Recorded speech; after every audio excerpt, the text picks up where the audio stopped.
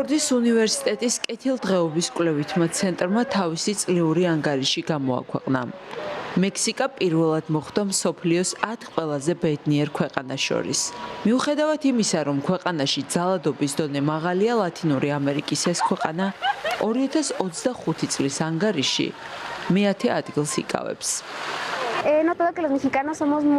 შევნიშნე, რომ მექსიკელები ძალიან პოზიტიურები არიან მიუხედავად გარემოებებისა.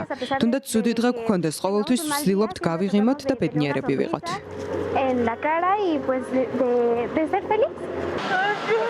ფინეთმა ზედიზედ მერვედ დაიკავა პირველი ადგილი.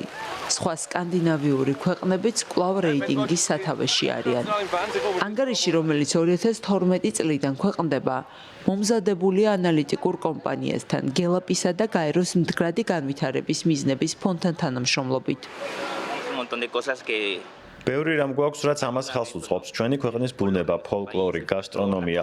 მიუხედავად იმისა, რომ ვიცით ქვეყანაში დაუცველობაა, ბევრი სხვა რამეც არსებობს, რაც ჩვენს კარგ მხარეებს აჩენს. კვლევრების თქმით, ჯანმრთელობისა და მატერიალური კეთილდღეობის გარდა ბედნიერების გამსაზღვრელი სხვა ფაქტორებიცაა.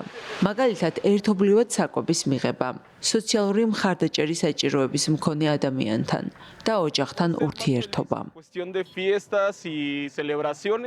შეიძლება მექსიკა ყველაზე ბედნიერი ქვეყანა იყოს დღესასწაულების აღნიშვნის მხრივაც. დიახ, მექსიკელები მართლაც ბედნიერები ვართ, თუმცა არა 100%-ით, რადგან ახლა ძალიან მძიმე დროა. ძალადობა და ბევრი ცუდი რამ ხდება.